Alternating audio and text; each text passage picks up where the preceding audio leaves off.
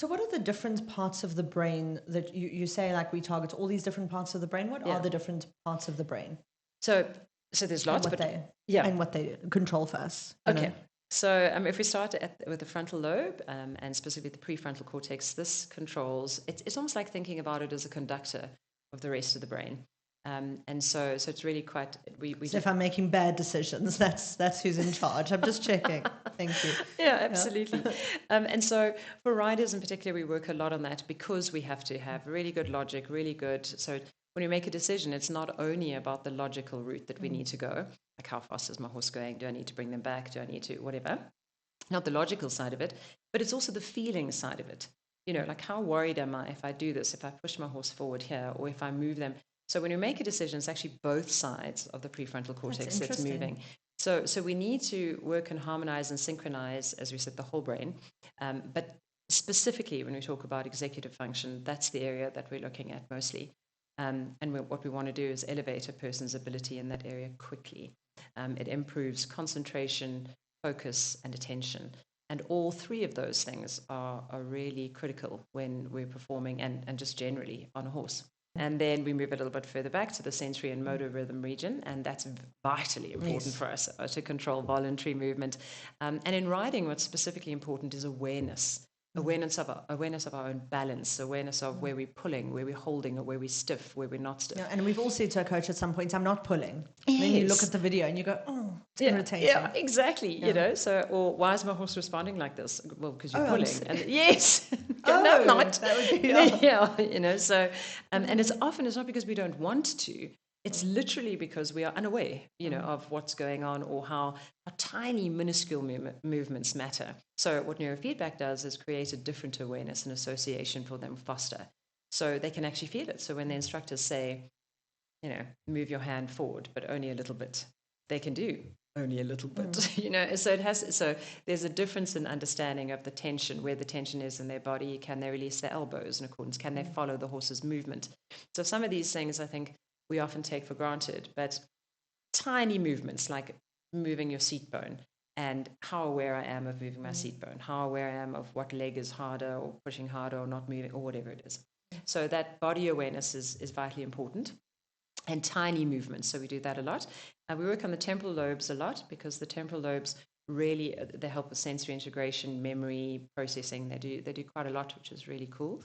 But specifically for temporal lobe calming, is very important for us. So we help strengthen the person's ability and their corpus callosum literally to respond better. So better communication between left and right hemisphere. And this really helps the individual gain much more control over, let me say that differently. They become more confident and calmer. So the need to think that if I'm not in control, something's going to go wrong, that seems to dissipate very quickly. So there's a different awareness that starts creeping in. Awareness of themselves, first of all, their balance, their ability. If their instructor says something and they try it and execute and get really, get the good response, then it seems easier for them to remember that. Yes. And so that's important. And then processing in general in the parietal lobe, but it does much more than just that, but processing in general, as well as memory, as well as perception of where we're going. This is also very important, as well as the interhemispheric fissure in the brain, for people to think about themselves and understand themselves in context and not in accordance to. Oh, that's interesting, Natalie. That's really Desjardins, or whoever.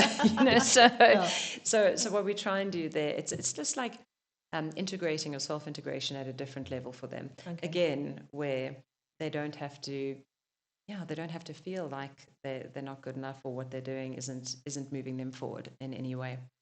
So a lot of people have said that has been a massive benefit for them, that they just felt like they could try, and they felt like taking away that fear of failure that I think so many of us live with, this imposter syndrome. Yes, exactly.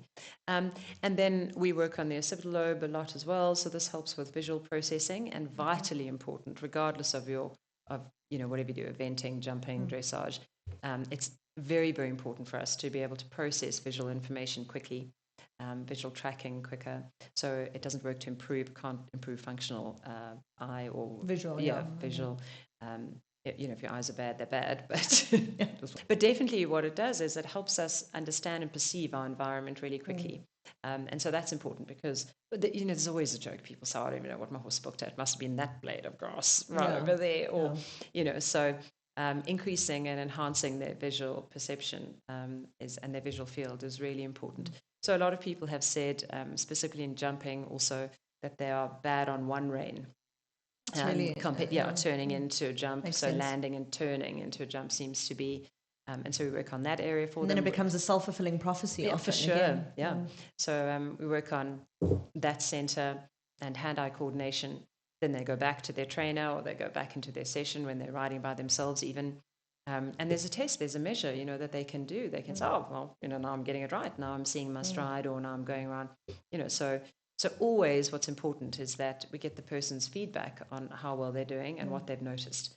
So attentional awareness is incredibly important for all learning, but specifically in this case, so that people can, they can understand that they're progressing and they're moving forward.